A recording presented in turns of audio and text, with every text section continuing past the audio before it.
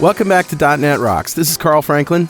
And this is Richard Campbell. And I don't know if you know this, buddy, but I'm embarking on making a documentary. Are you really? I am, yeah. I'm following in the footsteps of lots of other fools who waste their time making a pilot and think it's great, and then, try to get people to help fund it, and then crickets. I don't know. It's very hard. It is very hard, but the subject matter is really cool. Mm-hmm. As anybody who's listened to the podcast knows, I sort of reversed diabetes and lost weight with this ketogenic diet thing. And a lot of others have followed in my footsteps from listening to this show. And the science is coming out and more people are being convinced and less afraid of eating fat and heart disease and all of this stuff. So I want to make a show where I follow 3 or more people over the course of their transformation. Nice. And then help them with cooking, because it's got to be a food-oriented show. You and I are both fans of Alton Brown. Eating? Yes. And he's back. Yeah, so imagine like a Good Eats, like really good food, cooking, preparation, eating, and science of keto at the same time. And you get to see somebody dropping weight and reversing diabetes at the same time. Nice. That's what I'm working on. It's called The Keto Fixer. And you'll probably hear more about that soon. Awesome. I love it. So everything's good with you? Yeah. Things are really great. All spare time is being poured into the book. People have been complaining about missing geek outs. So obviously, there's one coming up next show. 1600 is going to be a geek out. Yep. But just so you know, I'm not taking any time off. All that research energy is going into the books. That's so great. I cannot wait. Yeah. I've kind of acknowledged now there's going to have to be more than one. Not that it's going to be a series or anything. I'm going to write the book that everybody wants. Just sort of that history book first. But you can only fit so many pages. So there's going to be some deep dive books after that. Very cool. Well, let's get started with Better Know a Framework. Awesome. All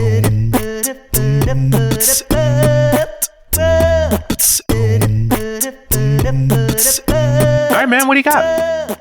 Well, this one came to me by Brian McKay, who's also one of our AppPhoenixters, and it's GitHub repository of algorithms. Huh. It's github.com/thealgorithms C-sharp. So it's C-sharp based algorithms like ciphers, data compression, data structures, numeric algorithms, searches and sorts, and miscellaneous. Oh, I see. And they've organized it so it's sort of the same set of algorithms, but they've written them for Python and JavaScript and Go and C#. That's right. That's really neat. And they're encouraging other people to add their algorithms to it. Of course, they want to get a nice big collection here, and I think that's a worthwhile repository. Yeah, what a great idea, just to have a place you would go to get those algorithms. Yeah. Love it. You could participate here by just seeing if you see there's an algorithm implemented in Java that has been implemented in C#, write the other version. Yeah, and what a great exercise, too, in cross-language development. Totally. That's brilliant. I love it, love it, love it. That's really cool, man. Nice find. Thanks. So who's talking to us today, Mr. Campbell? Grabbed a comment off of show 1565, the one we did with one Benjamin Hall. Yeah. I think I called the show It's a Container World. Actually, no, I know I called it that. You're just living in it. Yeah, I'm just living in it. It's a container world, man. What I like about Ben is that he builds stuff, and then he talks about the technology he built it with, right? And obviously that was Katacoda, that he built, very container-centric, and I don't know if it could have worked any other way. Yeah. And in that show, we talked a lot about the evolving containers and this idea that maybe containerization is a logical thing to happen on the client, too. Just creating those perimeters around any piece of software so that we can control how they call out, what resources they have access to, and so forth. And Paulo Pinto said, regarding containers on the desktop, I guess you guys could have a look at the work being done with Windows 10 and MSIX, which is emerging of Windows 32 and UWP sandbox models. And we actually did a show on MSIX. So, valid point that this is about the installer creating packages around software as well. Yeah. As well as the device guard, secure kernel, and isolated user mode. These are all elements of Windows, trying to do its best on the client side to protect itself. The Linux world is now migrating to a mix of Snap, which is an Ubuntu implementation, and Flatpak, which is a bunch of other versions of Linux. Both of which sound like expletives. Well, it is Linux. If you're not cursing, you're not doing it right. Flat pack. And in the Mac OS world, there's also Gatekeeper, XPC, SIP, and the iOS permissions models coming up in Mojave with the new security runtime. Nice. So, the point, Paulo's making a point. We're not wrong.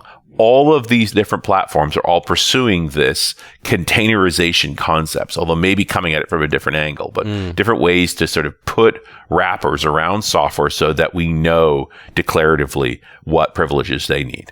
Yeah. And then he says, other than that, a great show. Yeah, okay. I think it was a great show one way or the other. Worked pretty good. Paulo, thank you so much for your comment. A copy of Music to Go By is on its way to you. And if you'd like a copy of Music to Go By, write a comment on the website at .netrocks.com or via social media. We publish every show to Facebook. And if you comment there and we read it on the show, we'll send you a copy of Music to Go By. And definitely follow us on Twitter. He's at Rich Campbell. I'm at Carl Franklin. Send us a tweet. We read them in an isolated user sandbox. So you don't have to worry about infecting us. Go ahead, send us a virus in your tweet. I double dog dare you. You just try it. Knock yourself out. Okay, now I'm scared. Yeah. Don't goad them. They'll take you up on it. I know. Our listeners are smart. They're wicked smart. Wicked smart. All right. Well, it's our pleasure to welcome back to the show Elton Stoneman.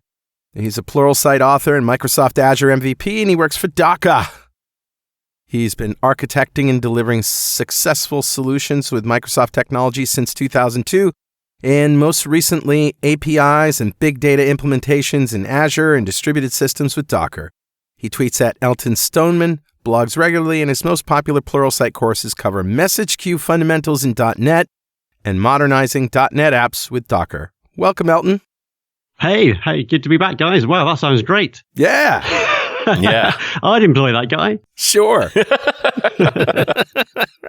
I don't know. He talks a lot about himself. What do you know? What are you going to say about that? Yeah, that is, well, unfortunately, that is part of my job. Right. But aren't bios the worst? It's the hardest thing. You got to tell people something about yourself, but it's very challenging to sort of something you're comfortable to say or to have read to you for that matter. And I left 2/3 of it out. Yeah, no, it's sort of reality. Yeah. And I'm British, so I can't have people saying, "Yo, he's really great." I was on a call with a client, and someone introduced me as international speaker, world-renowned expert. There's a lot to live up to. Yeah. Goodness. But you're very nice. Very, very nice. Yes, I can aim for nice. Yeah. Very polite. There you go. Yes. As is Richard. Me, not so much. I come from the country of rudeness.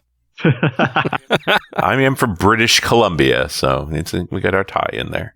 Well, I'm going to let you guys take the lead on most of this since this is in your wheelhouse, Richard. I haven't installed a Windows server since maybe 2002. Well, and why should you anymore, right? They should all be living in the cloud, right? It's hard to find justification for actually owning a server much these days. Although, I did get a request from a client at AppVNext to help them move a VB6 application from a Windows server, I think it was like Windows 2000 server. Probably, yeah. To a Windows 2012 server, Windows 2002 to 2012, without changing the code and making sure that it was going to be run compatibly. Oh, boy. And I said, that's not my area of expertise. You're going to have to call someone else. I'm not going to do that. No, not me. Or I could stick needles in my eyes.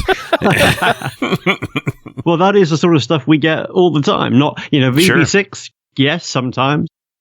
.NET 2.0 from 10, 15 years ago. Put that stuff in a container. I want to get to the cloud. Yeah, right. That's what we do. Yeah, no kidding. Container technologies come from Linux. And it's felt to me like Windows has just been behind on all of this. The Azure is clearly supporting it, but Windows just doesn't seem to be up to speed. Yeah, so the stuff that Docker uses has been part of Linux for 20 years. So the key bits that make containers work have been around for a very long time. But Windows doesn't want to not be able to offer the same functionality. So I think Docker started working with Microsoft back in 2014, maybe even before that, to look at getting the same kind of feature set into Windows Server, and that came out in Windows Server 2016, which seems recent, but in container years. That's 1,000 years ago. Sure. And now we're on the next rev. So Windows Server 2019 is coming out now. And what you find with Windows Server 2016, there are some gaps in functionality between what you can do with a Windows container and what you can do with a Linux container. And now with 2019, most of those gaps are gone. The two things are pretty much the same from a usability point of view. Nice. I mean, admittedly, 2016 was kind of the first version. Yeah, absolutely. So 2016 was the first version of Windows that supported Docker containers, yeah. It's kind of interesting. I don't want to get too far off the track here, but I don't know if you have any thoughts on the idea that when 2019 shipped, so to speak, there was no concept of an RTM. Did you see that? Yeah, I did see that. This is an interesting step to omit in your release process. So the RTM, give a small number of people what they're going to see in production, get their feedback. It's usually a pretty useful step for enterprise software. Yeah, and kind of necessary. I don't know. There's days where I think the Windows team has gotten remarkably reckless. Well, the interesting thing about Windows Server particularly is they've got these two deliveries now. So there's Windows Server long-term support, which is Windows Server 2016, 2019, which has the traditional 8 or 10 year support. And then they have this semi-annual channel, which they release every 6 months, and they have all the new features in there. So really, when you're coming to do a new release of long-term support, actually, you've already had most of the features out in the wild for maybe 2 years, some of those older features. So in theory, a lot of that stuff is battle tested. And a lot of the stuff that's in 2019 that's to do with containers has actually been around in the semi-annual channels for the last year or so. So some of that stuff has been tested a lot, and some of it is obviously fairly recent. So I'm sure you guys have talked about this a lot on Runhouse Radio, but for the rest of us, can you tell us, are there any killer features that we need to pay attention to if we're running any version of Windows Server that Windows Server 2019 is going to make us upgrade for? So purely from my point of view, I'm sat here wearing a Docker t-shirt. Containers are evolving in 2019. So people are using Windows containers in production now on Server 2016 for production workloads. But 2019, it gets rid of a lot of the pain points. There were some workarounds you had to do which were a little bit clunky. Things like, if I'm developing on a VM, because I'm old school, I like to develop on the same sort of machine that I'm going to be running in production. If I've got a Windows Server 2016 VM and I'm running containers on there, I can't access the container using localhost. So when I run a container, I can publish a port, which means traffic goes into the container instead of into the VM's networking stack. But on the VM itself, I can't use localhost /8080 or whatever I'm using.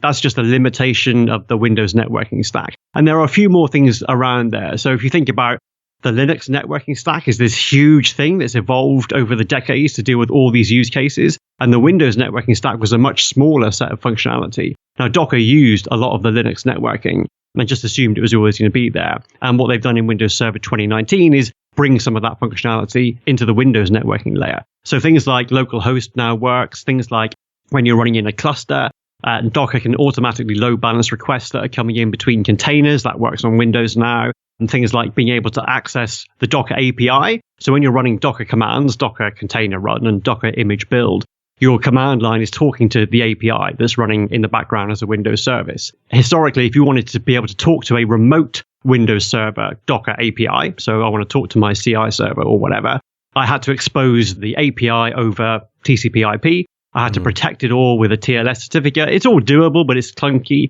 Whereas now there's named pipe support. So from within a container, I can access Docker on the host and spin up a whole bunch of other containers, which is really useful for like CI builds.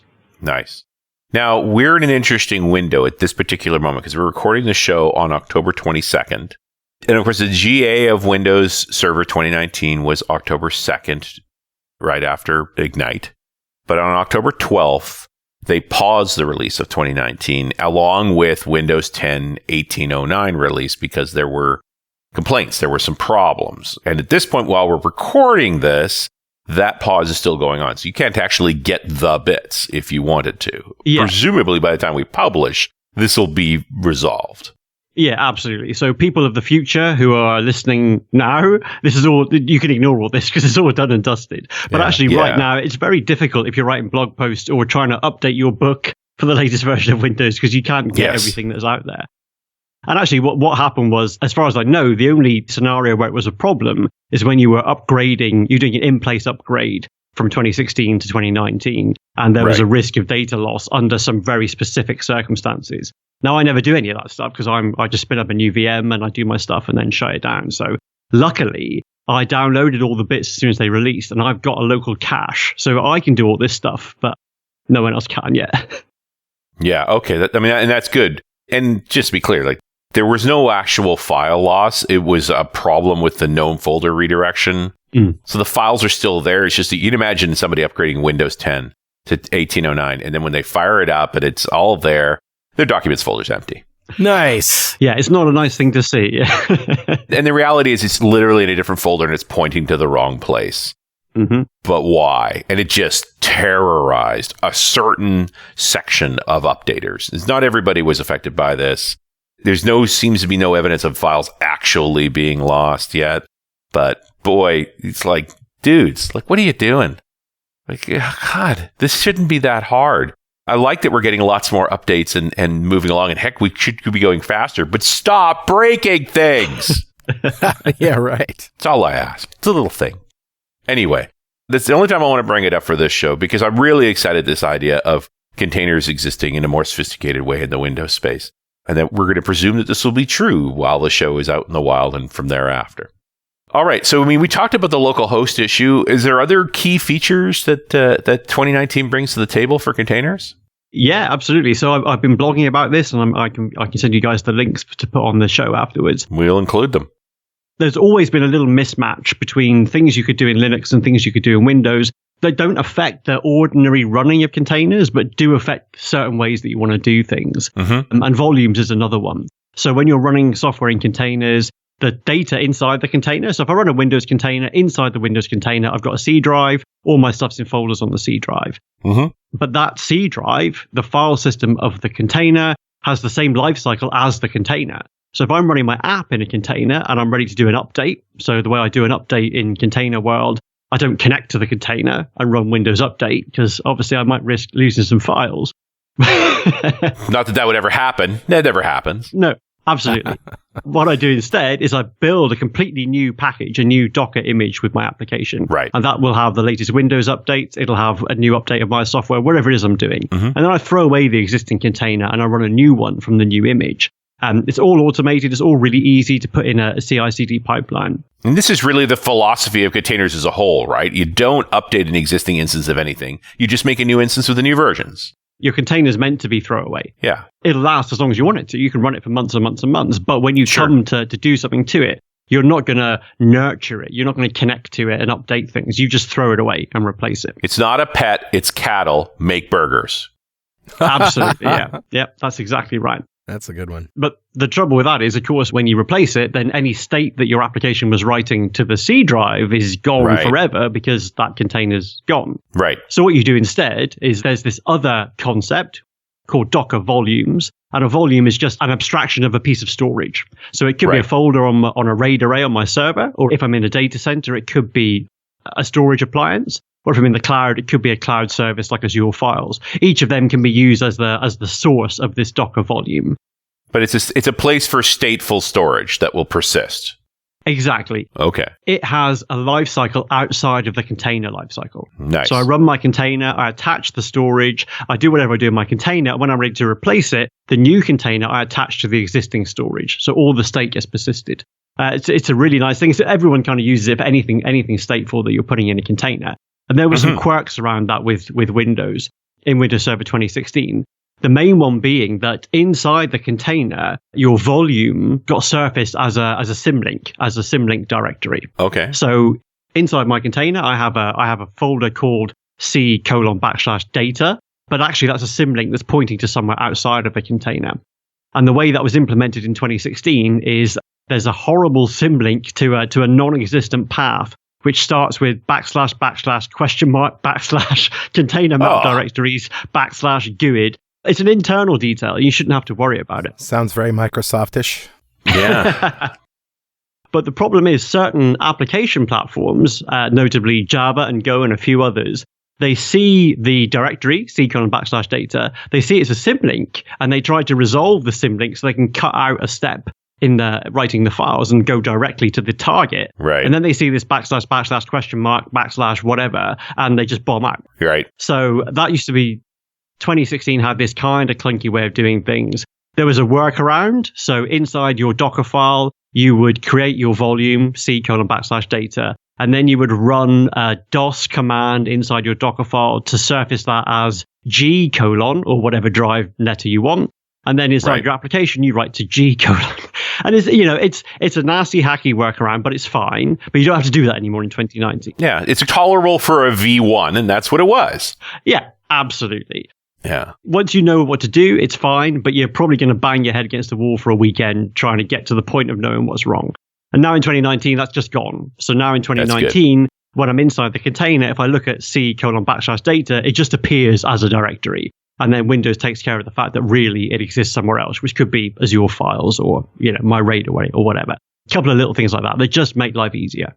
That's awesome. Elton, I'm going to interrupt you for one moment for this very important message. Hi, this is Richard.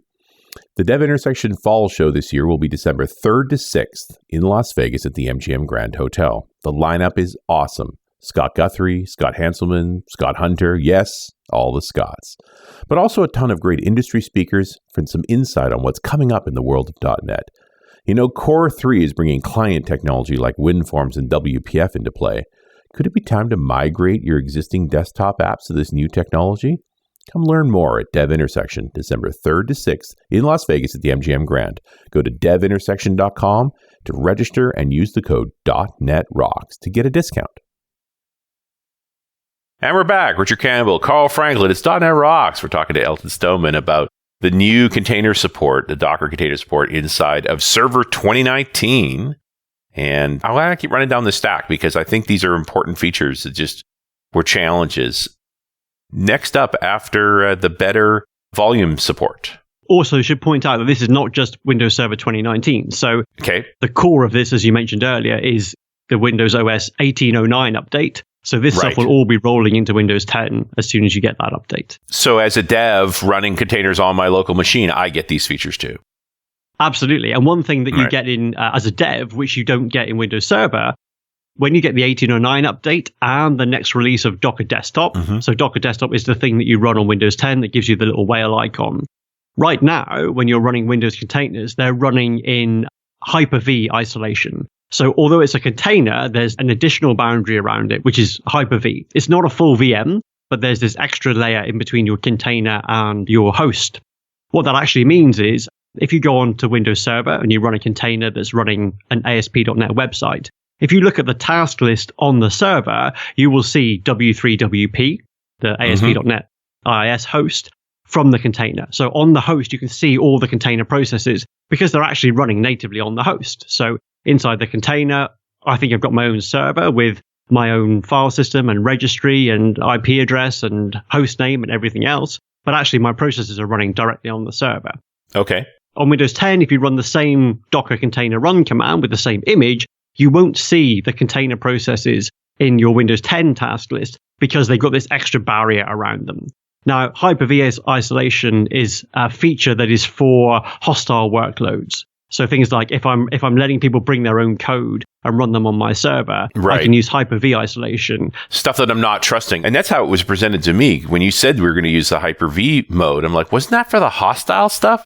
Because it's more costly, consumes more resources. Yeah. But you don't want to use that mode if you don't have to. That's exactly right. But that's the default for Windows 10 as well, because I'm not sure for all the details around it, but I think historically Windows 10 didn't have the same kernel as Windows Server. So in order to run a Windows Server container, you needed a Windows Server kernel, which you got from your Hyper-V isolation. But from 1809, with the next update of Docker Desktop, that's gone. So now you'll be able to run what they call process isolation. So that means when you run your containers, you'll be able to see the tasks on your machine. You get rid of that extra baggage around that, and you're running these really lightweight things in the same way you do in the server. So that's a really good thing to be doing going forward.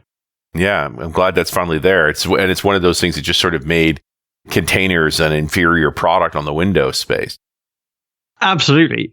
Because of the way the Hyper-V isolation worked, there's an allocation of memory per container. It takes a little while to spin that up. It takes a little while to spin up the kernel underneath. So Startup time is bigger, memory usage is more constrained, That's all kind of gone now. So yeah, that's not really a Windows Server feature, but it's just what's coming with the updates in 1809. Should we mention Nano Server just a little bit? And because that sort of played a role in containers early on, and it seems like all of that has changed. Nano Server has evolved. Its role has evolved. So when it was first released, and again, we're going back to 2016 here, Nano Server was intended to be a really lightweight operating system that you would run directly on the metal. You would run it on the server, and then it would run containers. In order to do that, it had a very limited feature set. So it was never originally called Windows Nano Server because it doesn't have the full Windows API. You can't run 32-bit stuff on there. You can't run .NET Framework apps on there. There's a limit to what you can do there. But as it evolved, more and more people were using it for just purely to run containers. So when I have my Docker file, I start from Nano Server. I package up my stuff that I know will run on Nano Server. And then I can run it in a container that the image is a couple of 100 megabytes instead of several gigabytes, which is what you need for the full Windows Server core. Right. As people started using it more and more for that role, people were using it less and less for the running it on the server role. And it was this kind of middle ground. It was too big to be an ideal container operating system, but it wasn't big enough to be an ideal server operating system because it missed all the bits of the API. So Microsoft made the decision, and this is going back earlier this year maybe, to say Nano Server is going to be a container operating system. You're not going to run it on your server. It's only for running containerized workloads. So it will run on Windows Server Core on the host. And the advantage of that, and actually this is the case for Windows Server Core as well, is they managed to drive down the image size massively. So whereas Nano Server used to unpack to be about a gigabyte in size, it's now a couple of 100 megabytes, less even, 150 megabytes, I think. It's still not quite 7 megabyte Alpine Linux image. Right. But it gives you an awful lot of features for a very tiny image. But also with Windows Server 2019, the Windows Server Core images have shrunk a massive amount as well. So the ASP.NET image used to be like an 8 gigabyte download, and now it's 2 gigabytes. So it's still big, but bear in mind that you can run a 15-year-old app on there without changing it. You get an awful lot for your 2 gig. And disk space is cheap and bandwidth is high. So it's really a question of, do I need to bother with Nano Server at all? That is a good question. And it depends on the kind of workloads you have. Because the other thing to bear in mind is when you get a Windows update, so the monthly updates to Windows that you do install on your server or Windows 10, Microsoft also released an update to their Docker images. So there's a new version of Windows Server Core image comes out. There's a new version of the Nano Server image comes out. And each of those images have got just the updates that apply to that image, that operating system. So Nano Server has far smaller diff of the update each month compared to Server Core. So if you are running things like Java on the OpenJDK, or if you're running .NET Core applications or anything that compiles to be native like Go, then Nano Server is a better bet because each month ideally when you're running this stuff in containers, you'll have a CI process that will, as well as building your own apps whenever there's a commit, you're going to pull down the latest Windows images, rebuild your apps, run all the automated tests. And at the end of that, you'll have a new version of your container image ready to go as soon as you're ready. The process of doing that and getting the latest downloads will mean, 100 megabyte download instead of a gigabyte download potentially. Sure. But that only happens once a month. And because of the way Docker works, everything's cached anyway, so it's not so much of a big deal. You should be compiling everything 64-bit for that as well if you're going to work with Nano. Although that seems to be just a good idea these days anyway.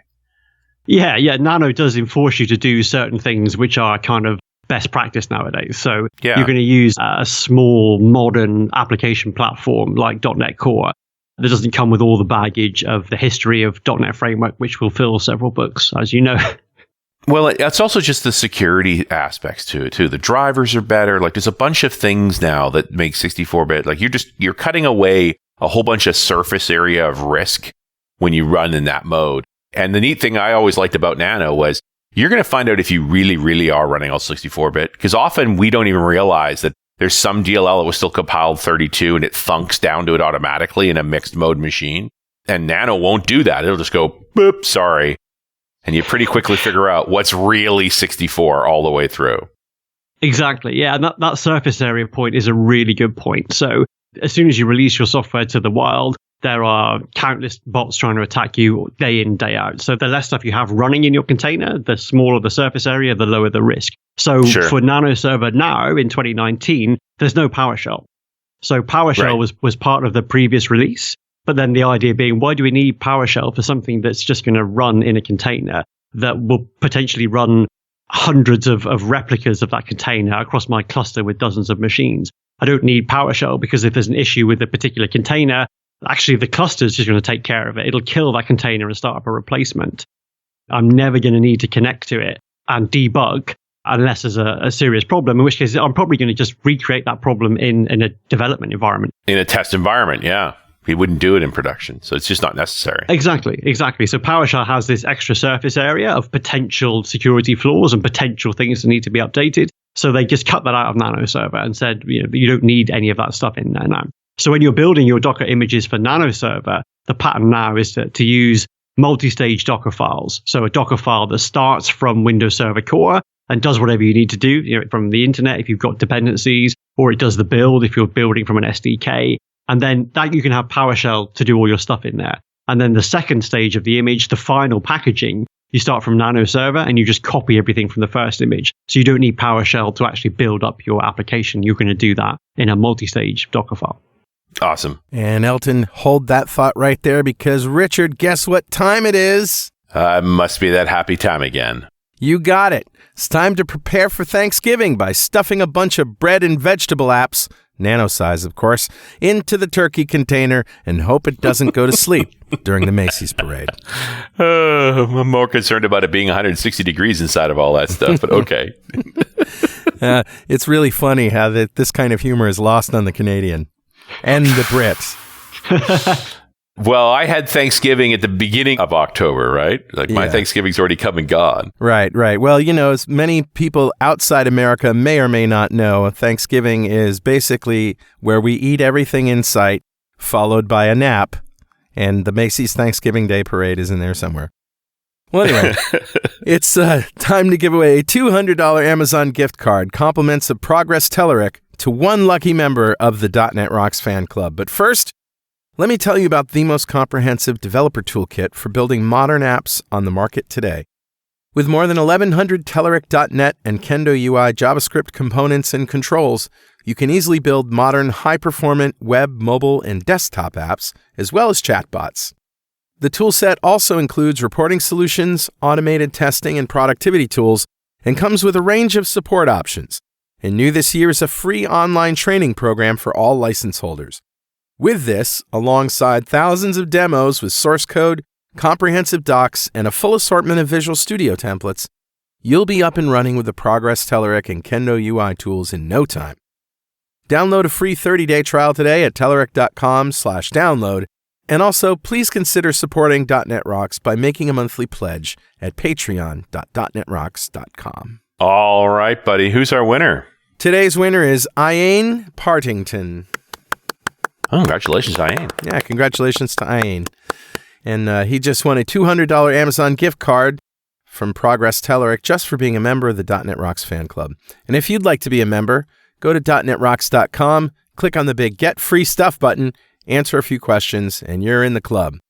We have thousands of members all over the world, and every show we like to give away stuff from our sponsors.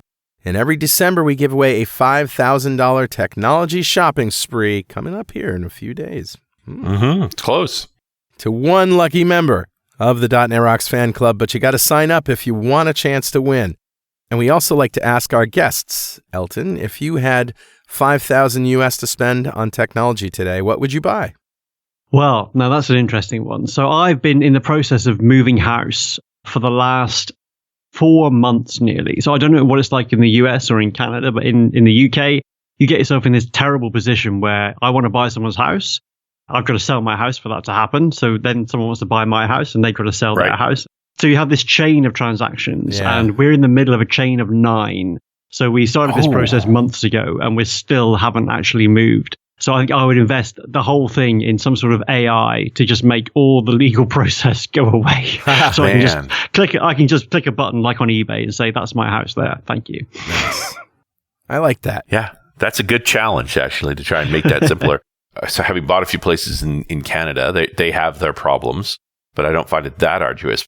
But every experience I've had with U.S. property, holy man, you guys make it as hard as you like. It's like they maximize the lawyers required. That was me. Sorry. I take full responsibility for all the stupid things you encounter in America.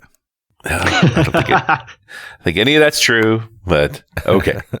But I wonder when you talk about the English system, because you're talking about one of the oldest legal systems, I bet you run into city issues because sometimes those cities, predate your monarchy. Like you think about London city rules are radically different from the rest of London. Like the UK could really make that hard. Yeah, it's crazy. So the house we're buying, hopefully, is a 16th century farmhouse. So, there's an awful lot of history there to check to make sure that the local church can't come and see you in 5 years' time and ask for $20,000 to build their steeple. Right. There's a lot of checks to be done. And exactly. And you have, Carl lives in a part of the United States that has some of the oldest homes in the United States. But it's the UK, man. There's been humans banging around there for tens of thousands of years, and they've built stuff. Like every time you stick a shovel in the ground, you hit something. Yep. We just hit rocks. And I live in a part of the world where if you find something 100 years old, it's like a miracle. There's nothing old over here, really, except for the First Nations things. But yeah, old buildings that are still in use and actually have a paper trail, that doesn't start until maybe 100 years ago. All right, where are we? Because I'm really enjoying exploring these ideas. Do you want to talk a little bit about this desktop angle? Do we think containers for the desktop that are actually a deployed way to use software rather than just for developers? Do you see that in the horizon here? It's an interesting one because you can do it already with Linux. So sure. Jess Fraz, who works at Microsoft and used to work at Docker, she's got a whole bunch of blog posts about doing this on Linux with things like Firefox, Netflix, VS Code, all sorts of things. Because of the way Linux works and the graphics subsystem can be mounted as if it were a file system, then when you run a container, you can say, run my container that's got Firefox, mount the volume for my local graphics subsystem into the container. Right. So when it's trying to show things on the screen inside this headless container, actually it's piping back out to my real UI and I can see stuff. Now, Windows doesn't have that separation. So in theory, you kind of can create a UI container, but you have to go pretty deep. So I was speaking to a guy who works with us who used to work at Microsoft, and he thinks there are ways of making it happen, but it's not for your average user right now. Whether it's something that Microsoft are keen to do in the future, it would make a huge amount of sense because you've already got that sandbox. You've already got the distribution, so you can get your stuff from Docker Hub, and you just pull the way that Docker images are the packages for your software. They're layered, so it's a really efficient way to get updates out to people. And you've already got the mechanism to run that stuff inside a container. So yeah, the simple case of bolting the UI on would open up a whole bunch of interesting use cases. And of course, you have the MSIX format, which is being used for the store. It's an alternative way of doing what is essentially a similar thing. Another interesting point, though, is that when you run a Linux container, Linux has all these notions of capabilities of the operating system built in and explicit. So I can run a Linux container and I can say, do not give this container the ability to use the network, or do not give this container the ability to run certain commands. Windows doesn't really have that. So you would get some of the sandboxing within being able to say, it's got its own file system in this container. It can access a certain amount of memory that I allocate. It can access a certain amount of CPU shares, but without an abstraction around the Windows capability set, you wouldn't be able to get that kind of low-level sandboxing that you can get with Linux. Well, and also get with, any mobile device, right? That whole idea that each time you install an app, it says, hey, I want access to your camera, or I want access to your GPS and so forth. It's just that kind of manifest mindset. I think we need to get there, right? And I don't want access to the internet. It's like, I need to access the internet, but it's only this URL, right? Or this particular location on these ports. Like, I'd love to be that granular. It would really give people a sense of surety of what's actually happening. But then, of course, the flip side of that is, if there's an app that does something that you want, you're just going to say yes anyway, right? Yeah. No, it's just, these are more boxes that you say okay to. Yep. But the bigger thing for me is, you look at modern exploits today, and generally it's messing with software on your machine that already has privileges. So what I'm really looking for in these more granular security models is, hey, this app, which we've already said is okay, is doing something it's never done before. Yeah. I just wanted you to know that. Right? So in the container world, there are a couple of really excellent products. Again, this is server containers now. It's for websites and batch processors and that sort of stuff. Nothing with a UI that the user interacts with. But if you have a cluster of things that are running containers, in the Docker ecosystem, there are companies like Aqua Security who build these tools that are constantly monitoring your containers. And they do exactly that. They say, hang about, this container that's running WordPress has been using 5% CPU lately, and it makes these system calls, and it touches these external URLs, and suddenly it's doing something else. It's spiked the CPU, and it's doing some sort of Bitcoin mining, and it can either automatically shut that down or just alert you or whatever. So, when you start moving things into containers, the thing that's running the containers, the orchestrator, has a lot of power over all that software because it all looks the same. So it can run exactly the same sort of intelligent stuff like that over a wide variety of software. It's a place where it can sit in Overwatch and sort of have a sense of what's normal, what's not normal, and when to sort of raise a flag and act. Exactly. And that kind of leads neatly into the area we haven't discussed yet, which is Docker Swarm and Kubernetes. I was just about to ask that question, Elton. We're all on the same page here. Because I think people are confused when it comes to cluster management and things about whether to use Swarm, whether to use your Kubernetes, like what's the right way to go. Absolutely. And it depends who you talk to, which answer you'll get. But for those of your listeners who are not au fait with this stuff, the orchestrator is really a way of running containers across multiple servers. So you have all the servers that you want to be able to, that are your infrastructure, and you group them together in a cluster, and managing that cluster is a piece of software which orchestrates all your containers. So you don't say, I want to run a container on this server and another container on that server to give me high availability. What you do is you talk to the orchestrator and you say, here's my container image. I want you to run 10 of them across the cluster. I don't care where they're running, and make sure there's always 10. So if a server goes down and takes a bunch of containers with it, the orchestrator will spin up other containers elsewhere. So the two most popular are Docker Swarm, which is built into Docker. It's quite an opinionated orchestrator. It's very simple to use, but because of that, it makes certain decisions for you. So it doesn't let you tweak everything because it has this simple API. And Kubernetes is the other one. Kubernetes is a lot more tinkerable. You can do an awful lot of stuff with Kubernetes. And because of that, you need to configure pretty much everything as you deploy your applications.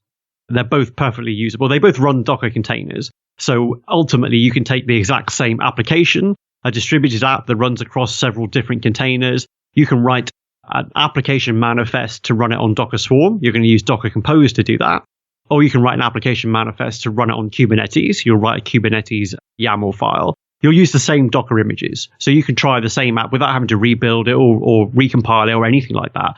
There's no real architectural decisions to be made or anything. You can experiment easily. Exactly. It's pretty low cost to move from one to the other. Now, the interesting thing is right now, Kubernetes only supports Linux servers in GA. Okay. There is currently beta support for having Windows nodes. Again, for those who aren't aware, if you want to run a Windows container that's got like a full .NET Framework app or something like that inside it, or a SQL server that needs the Windows API, you have to run that Windows container on a Windows server. You can't run a Windows container on a Linux server. Right. So if you have Windows workloads right now, you've got to use Docker Swarm because Docker Swarm does support Windows servers and Linux servers in the same cluster for production. So what you can do then is that enables some really interesting stuff about integrating maybe your legacy .NET applications with fantastic new open source software that's running in Linux. Because I can have Nginx, which is an open source web server, which is really useful as a reverse proxy. I can have that running in Linux containers, forwarding traffic to my .NET application, my 15-year-old .NET 2 web forms app, running in Windows containers on the same cluster. And Nginx, which is the entry point to my app, can do all the smart stuff. I can do SSL termination in there. I can do caching. I can add HTTP headers if my legacy application didn't bother with any of that stuff without changing my legacy app. My legacy app becomes an internal component that's not accessible outside of the cluster. So now you might be dealing with a project where it's not buildable anymore. Like you don't have the source and you've got workarounds now to insert this new behavior in. Absolutely, yes. Inside your Docker file, you can compile your app from source, or you can do whatever else you can do as long as you can script it. So if you've got an MSI, you can script that MSI deployment in your Docker file, get your app into a container. And then, if you can then put Nginx in front of it, then you can use that as a proxy to route traffic between other containers. So you can maybe break features out of this big monolith, run them in separate containers, use a different tech stack, all that sort of stuff. So all that becomes available once you have a hybrid cluster that lets you bring some of this great Linux tech into your world without having to be a heavily bearded Linux expert, because you're working with containers. The containers are the same, whether they're Linux or Windows. You don't need to be a Linux guru to get the advantage of the open source stuff. Right. What about actually setting this up in the cloud then? Is it just virtual machines that I'm running Swarm in?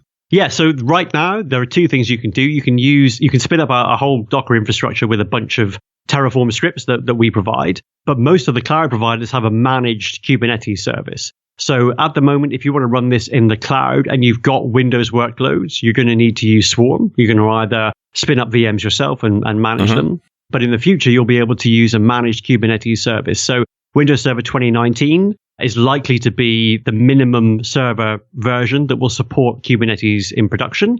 So by the end of this year, Kubernetes release 1.13 should bring Windows workloads into production, and Windows 2019 should support that. And then Azure AKS, which is the managed Kube service, should have that support, first of all, I guess, of the major clouds. So by the end of the year, you should be able to get that whole mixed hybrid workload in a managed service too. I mean, we want to go to managed service, but if you wanted to be using Windows containers in production today, you can't use the Kubernetes service yet. Exactly. AKS right now is only for Linux workloads. Right. And presumably at some point, the Amazon Kubernetes service and the Google one will as well. Oh, yeah, absolutely. So two things need to happen. So that they need to support Windows 2019 as an operating system for their VMs. So, they need an image that runs 2019. And then Kubernetes 1.13 needs to GA. So that will have the Windows support. And then the cloud operators can bring that into their offering. So I say I'm guessing that AKS will be first, because if you look at the Kubernetes development community, and they've got their own Slack community where you can follow what's going on, most of the development work is being done in AKS to verify all the new bits and pieces. So I'm guessing AKS will come first. But then Google and then Amazon will follow. Very likely to follow. But it does open up this door to Kubernetes. Once that's done, I just can't imagine anybody using anything other than Kubernetes as a service. Yeah, it's a valid point. So most of our customers right now are using Swarm because historically that's all that Docker supported in our own enterprise cluster platform. We adopted Kubernetes earlier this year, so now you can run on the same cluster, the same set of servers, you can run Swarm or Kubernetes together. So I can have a team who prefer Kubernetes, who are deploying stuff with Kube, a different team who prefer Swarm, deploying stuff with Swarm on the same set of servers, obviously on-prem or in the cloud using IaaS. So that's pretty powerful. If you make a choice to do Kubernetes, then you can still use your Docker Compose files.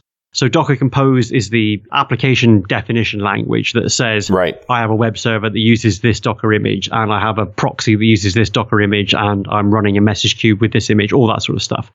The Docker Compose syntax is much simpler, and it's what you use on the desktop. It's what developers will use. With your Kubernetes deployment, you can take your Docker Compose files and deploy to Kubernetes as well. So you get the benefit of a simpler language, which is easier for teams to work together on. But yeah, if you go full on Kubernetes, I'm not just saying that it's a more complicated language. It just takes more time to get your head around all the bits and pieces you need to plug together. Sure. No, it makes a lot of sense, and it's interesting to see all the pieces come together. It's nice to see Windows approaching being a first-class citizen in this, but it's only just starting to happen now. From where I sit, it looks like the real innovation's going on in Azure and migrating its way to the operating system.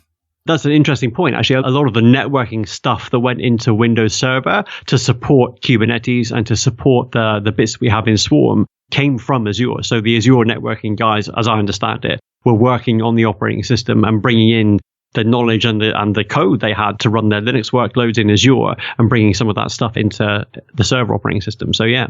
That also seems to reflect the new organization of the team too, right? That there's really not a Windows team per se. It's part of Azure. So that essentially they're taking from Azure and making versions of Windows from it. I think we're only at the beginning of this right now because it only happened this year. But you're describing a reflection of the organization there.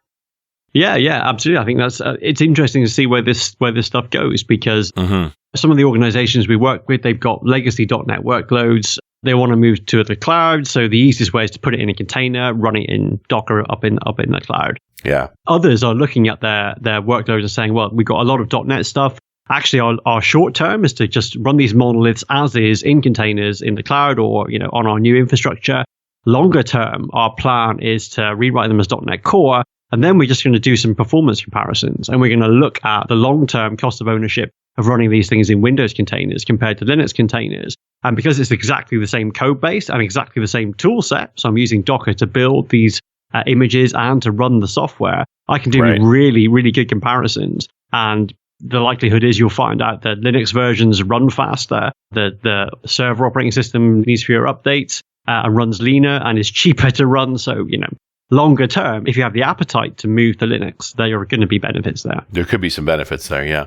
It sounds to me between 2019 and these updates, the path to taking existing .NET applications and moving them into containers is about to get a heck of a lot easier. Absolutely. I mean, you can do it now. People have been doing this for the last couple of years. Right. But there are those little quirks to work around. There's the fact that the images are pretty hefty. Yeah. Which, unless you've got good bandwidth, it's going to slow you down. All that stuff's going away. The fact that you can do the same things now that you can do on Linux containers. Firstly, it's just making them easier to use. And secondly, it's making it a lot easier to migrate between the two. So if you've got someone like me who is a Linux person and a Windows person, I don't have to remember that certain things only work in Windows now, because the feature parity is pretty much there. There's still a couple of little things, but pretty much the things you do day to day are exactly the same now. Same Docker commands, same Docker file structure, same Docker compose file. It's just the same stack.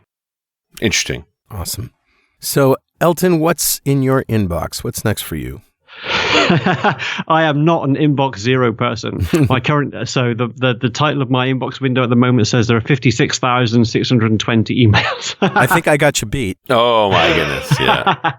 I am an inbox zero person, and my inbox right now is at 25. I beat you both, 141,732.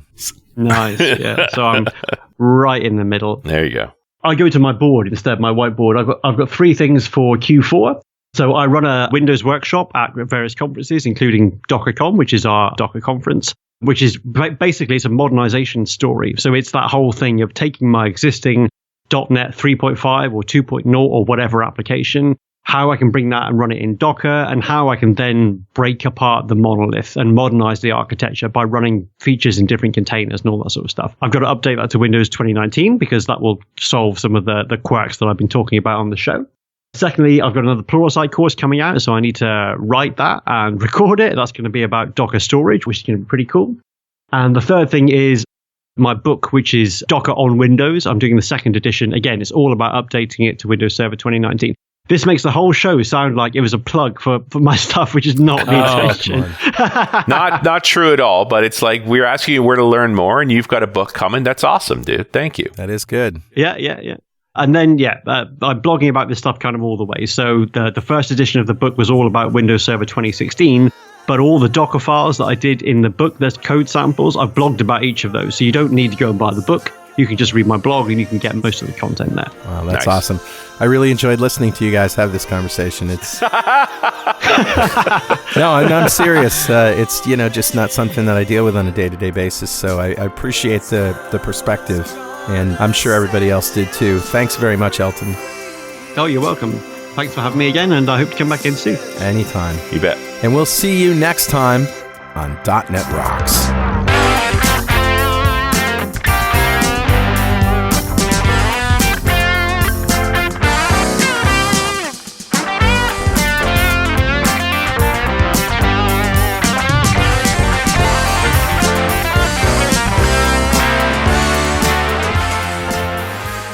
.NET Rocks is brought to you by Franklin's Net and produced by Plop Studios, a full-service audio, video, and post-production facility located physically in New London, Connecticut, and of course in the cloud. Online at pwop.com.